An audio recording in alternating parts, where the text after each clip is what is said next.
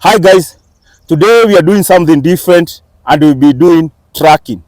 Behind me, all these are my students and I'll be teaching them about tracking, dog tracking. Now, I have my friend here all the way from Malawi.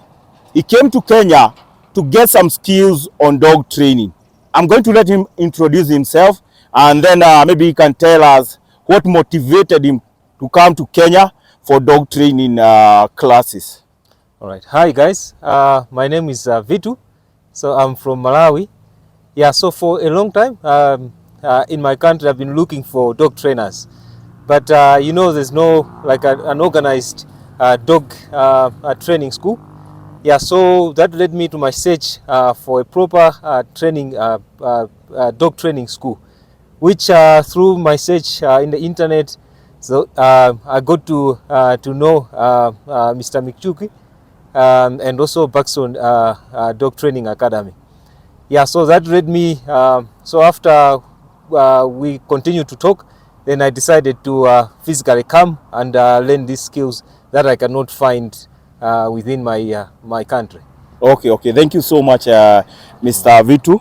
And now, I'm going to show you the technicalities of tracking. I have my dog here, he's called Tyson. We also do search and rescue. For those who are following us, it's the same dog we are using for search and rescue. And tracking is also a part of search and rescue. So we'll be using this dog for tracking. It's a cross between a Belgian Malinois and German Shepherd, a working line German Shepherd. So he's very motivated to work, as you are going to see. No, yeah. Tyson, down. As you are going to see, down. But one thing, I'll show you how tracking works. We have two types of tracking. We have footstep tracking and we have tracking by drive. By footstep tracking, I mean that I teach the dog to follow the footstep. Let's say I'm walking, so I'll teach the dog to follow my step as I walk. Okay. That's called footstep. And then we have another kind of tracking. We call it tracking by drive. In that case, I allow the dog to be more independent, can sniff the air, can sniff the ground, so long as it gets the work done. Or to understand more, you can think about maybe when wolves or the wild dog are hunting, the kind of, because they track down the prey animal. So the kind of tracking they do is they track by drive. So when I say tracking by drive, that's what I want you to understand. Yeah. Take for example, we have a wolf.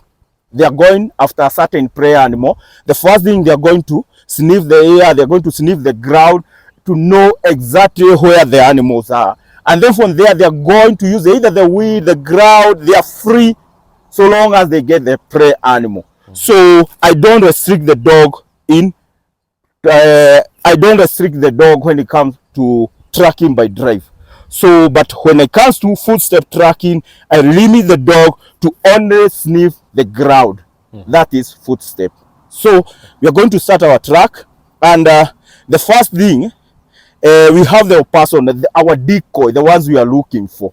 So, the dog must be motivated to look for that person. And there must be a reward. Can either be a ball, can either be a sleeve, to motivate the dog, to make the dog want to do that exercise.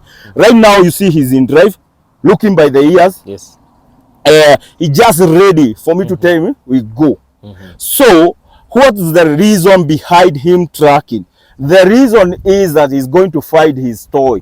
I've taught him that anytime you go tracking, the person at the end of the track has your toys. So, that's what motivates the dog to track.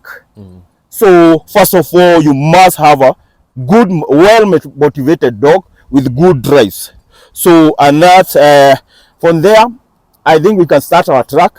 So now what you're going to do, V2, you have our decoy here. Yeah. You see the thing he's wearing on his arm? That is his toy. I told you there must be something to motivate the dog. And you see that the toy? That's what will motivate the dog to search for him, because it's one type of dog who like biting. You can have another one who likes a ball or something. So it depends with what motivates your dog. So what we are going to do, we are going to let him go and find somewhere to hide, and then we are going to make sure that the dog doesn't see him. So he's only going to use his nose to locate him, and maybe we'll let him go.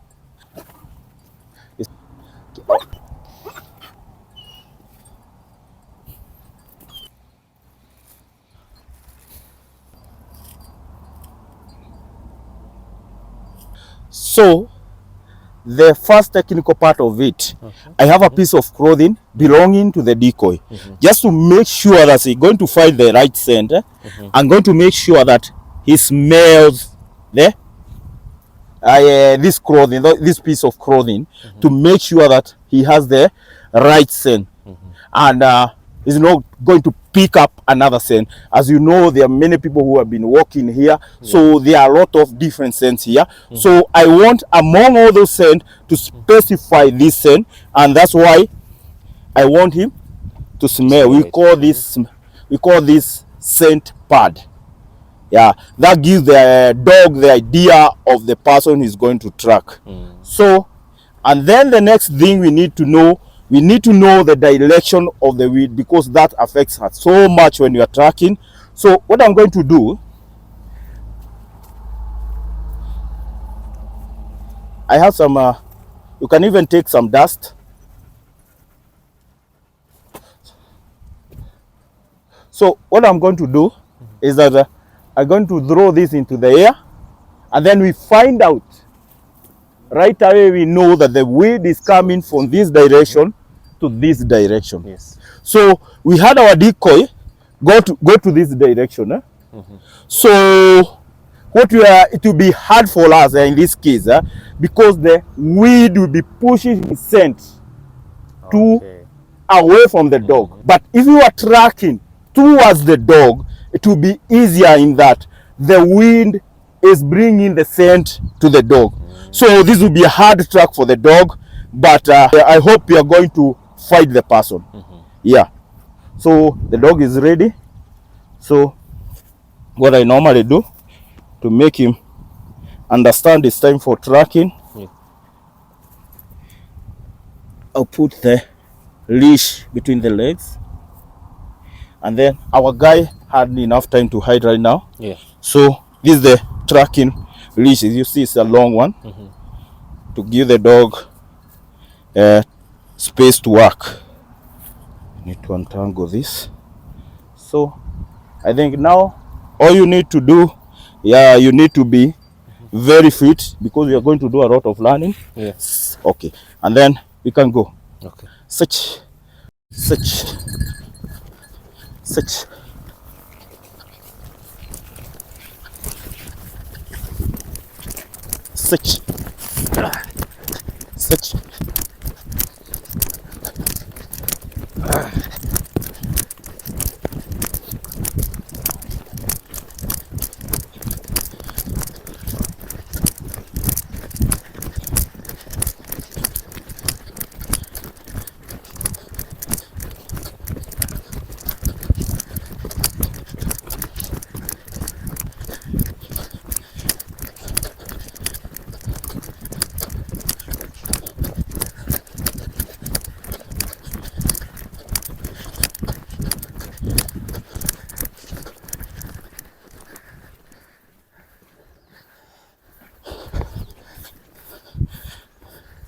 You need to let the dog work.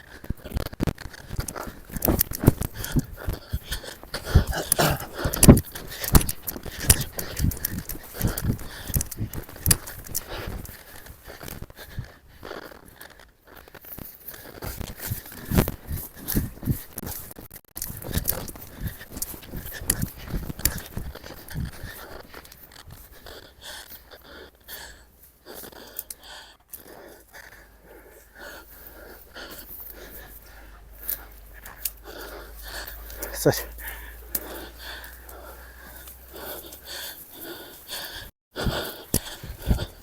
Such.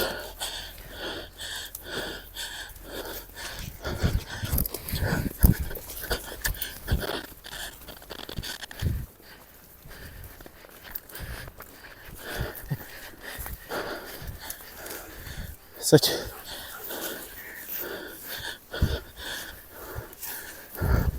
Such.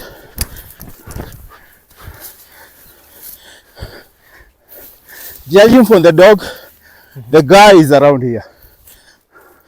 So I'm letting the dog loose.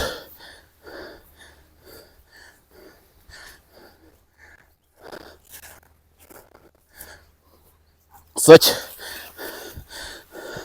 I'm very sure the guy is hiding somewhere near. Such. Looking at the body language of the dog, he's somewhere here.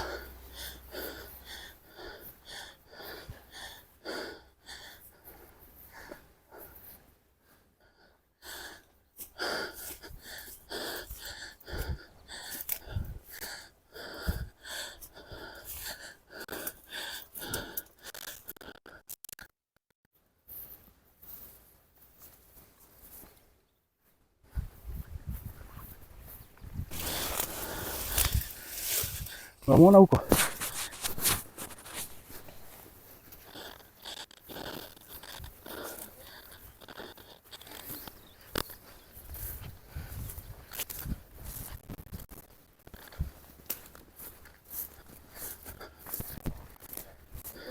Ah, yeah. Yeah. Ako wapi? Yeah.